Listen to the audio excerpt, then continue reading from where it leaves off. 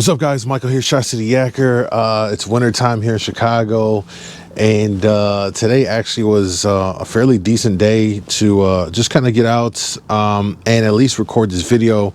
And what I wanted to talk about was really my experience now having this Old Town AutoPilot 136 for essentially the full year. Right? I had it when it first came out. I was lucky enough, and big shout outs to my man Kevin over at Rocktown Adventures. It's one of our local-ish right there in Rockford, Illinois. I'm in Chicago, but it's one of our local-ish kayak dealers, and they're one of the dealers for Old Town here in Illinois. And he was like, he made it happen, and I got one of the first boats on the market in May, I want to say, when they first kind of rolled out, April, May. So I've had it for most of the 2020 year, and man, did I put it through its paces on Lake Michigan, fishing springtime, summertime, the fall. Had a blast with the fall king run, and just want to share my experiences with you for those that are considering getting one. It's arguably one of the hottest kayaks to come out this year. This year it came out, I believe it won an ICAST award. It's very much in demand. A lot of people are looking for them all over the place. They're hard to come by currently, just because with COVID and production, it's you know, Old Town is just trying to keep up, right? I mean, they got to get the resources and everything they need to produce them, and so a lot of people are kind of frustrated. It's no one's real fault. It's just the coincidence and the timing of everything happening here in the world, or at least in the U.S. anyway. That being said, for anyone interested in an AutoPilot, let me go ahead and share with you my 1 year after the fact review, I guess, for lack of a better word. I'll kind of word it like that. But and this is going to be really specific to the kinds of fishing that I do. So if you fish big waters, if you're in the Great Lakes region, this essentially could apply for coastal waterways as well, like big open waters. You're fishing for like pelagic fish. And I did, I should say, fish inland for crappie and walleye as well. So I can speak to that. I haven't fished for bass. I don't fish for bass anymore. I kind of give up on them, at least here in Illinois, because they just don't get big enough to, you know, like, it's not a lot of fun. So I'm sure if I lived in the South where they get a lot bigger, the average size of a bass is a lot bigger, I'd probably do it. But here I focus on Lake Michigan and then, you know, crappie and walleye inland, and depending on the time of the year.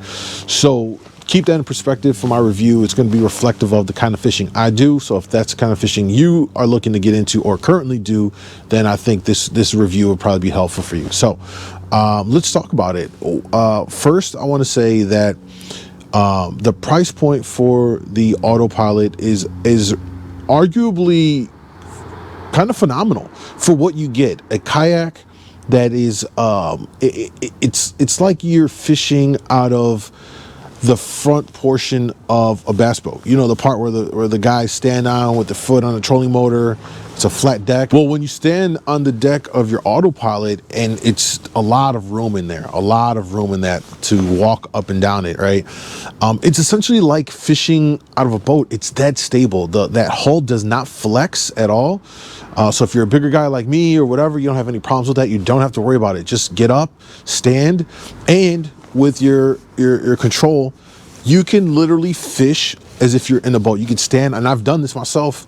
I'll stand and just cast away and just set the trolling motor on, like, you know, speed 1, where I'm just going slow, crawling across a bank. You can lock in your route and all this stuff, and you can just work a whole shoreline like you're in a bass boat, which is pretty amazing. So I guess that kind of speaks to like bass guys, where you would probably kind of do something like that.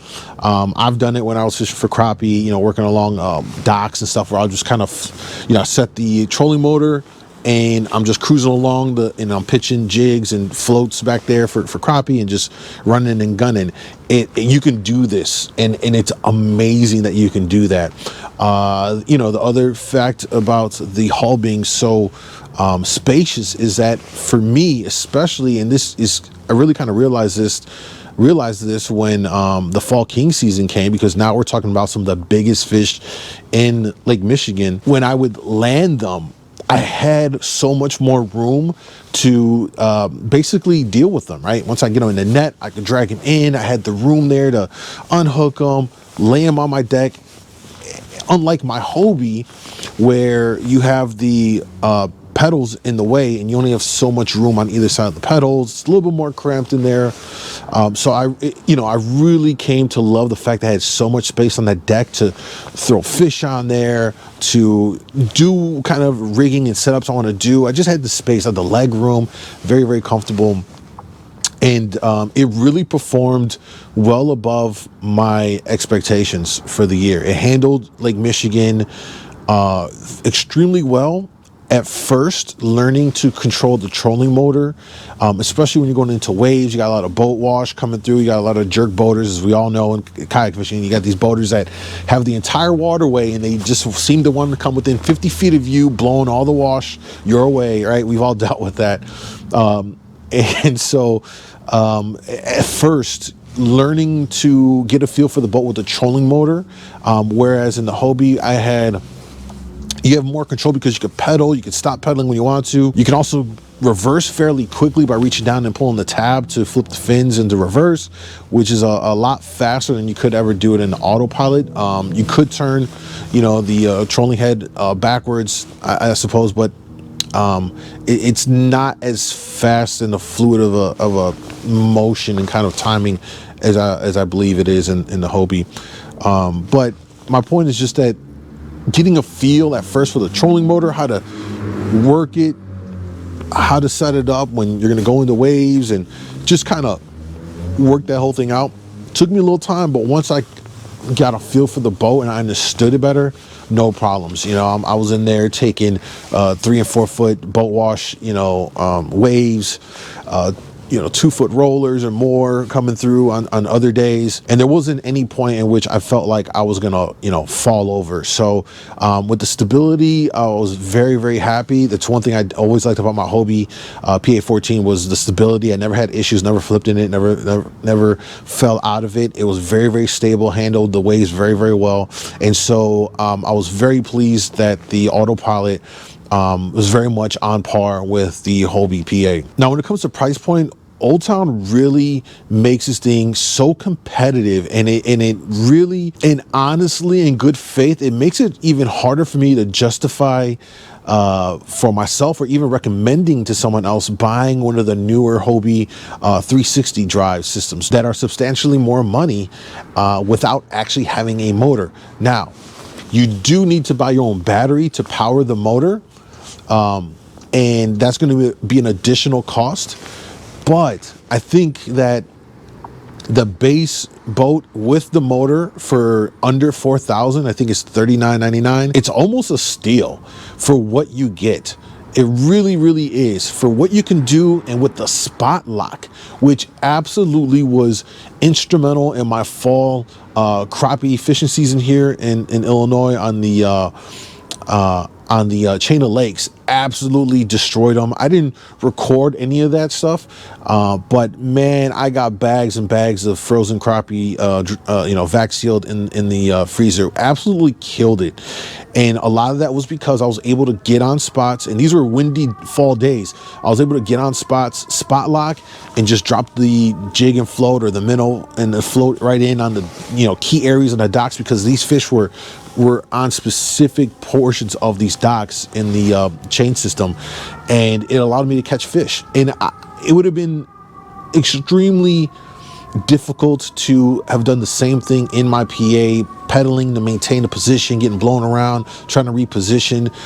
It made my life easier. It made the fishing more efficient, and it made me more productive on the water. That's really the one thing I noticed with this kayak, is that my productivity fishing improved significantly.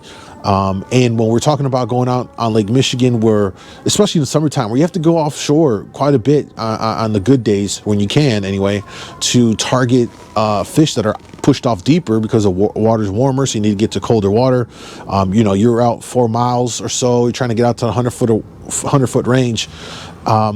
That's another area where this thing really excelled. Is I wasn't exhausted by the time I got back to shore when the trip was done.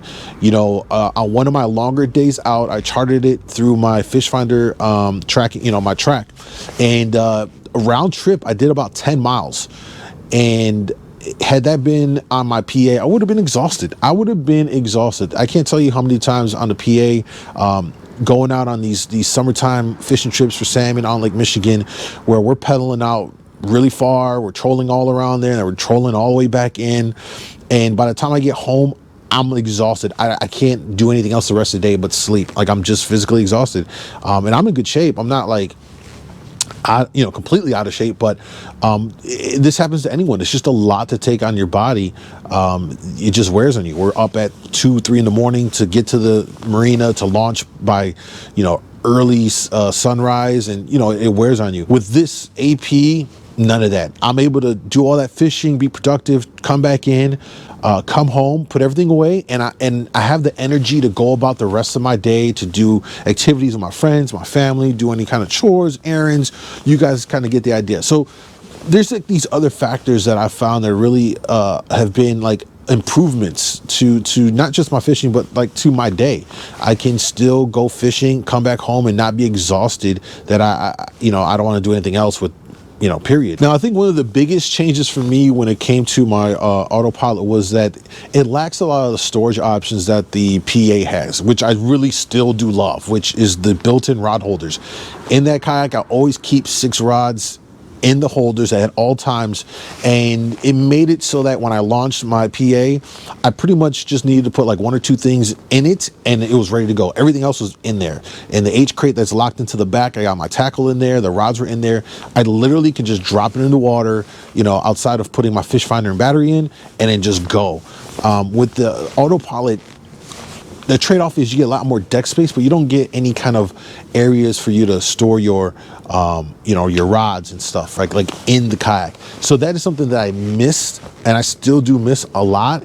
And but it's not detrimental. You know, I just kind of learned to just accept that and kind of deal with those changes. But I definitely think it's worth pointing out as well, especially if you're coming from a Hobie into this boat. Is something that you definitely want to know about. On the good side, though, the Hobie H crate does fit inside the back of the back well area of the AutoPilot. I mean, that area is huge as well. You can fit a lot of things back there. In that regard, I've been able to kind of mimic what I've had in my PA over to the AutoPilot. So I keep my H crate back there. It's locked in on gear tracks, tie downs, and you know, tackles in there. So at least I have that already on the boat. So all I have to really do now is add the rods and the fish finder and the batteries, and then I can drop right in and start fishing. Now, there are some things that I definitely think need to be pointed out that aren't deal breakers, but are kind of like more of like annoyances and more like, how did they not catch this thing?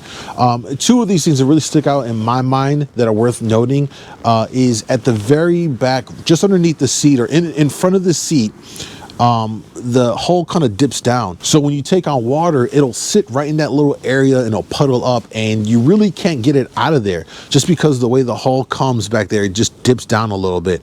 And so it just contains that water, and the only way it goes away is it evaporates over time. That is an annoyance, especially if you're fishing in colder seasons or the water's still chilly and all of that. Granted, you should be having on some kind of, you know, boots or something so your feet are not exposed.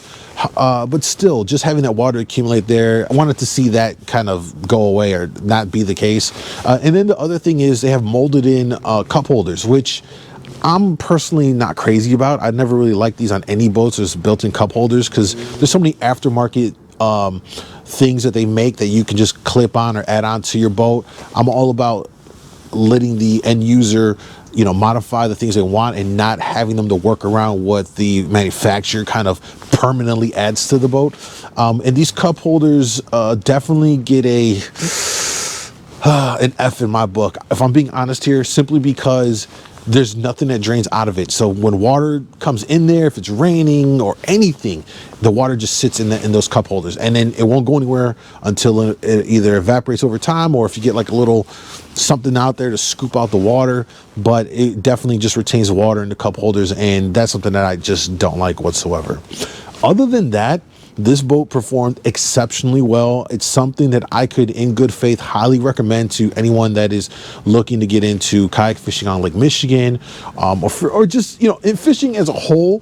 But definitely in my experiences on big water, on Lake Michigan, I for sure can say this has been a great tool, improving my fishing, expanding my range, allowing me to go without being exhausted, giving me the room to put in big fish and not feel kind of confined and scrunched in there. Plenty of storage options and space. This has been, honestly, to date, the best buy of a kayak boat that I have ever made, and I just wanted to share that review with you as the sun is going down here. Hopefully the video quality isn't degrading too bad, so I'm going to wrap it up right here, and I look forward to seeing you guys in a future video. If you have any questions, leave it below in the comments. Don't forget to subscribe, guys. It really helps out a lot. I really appreciate it. Throw the like up on the video if you found it useful, and we'll talk soon. Peace.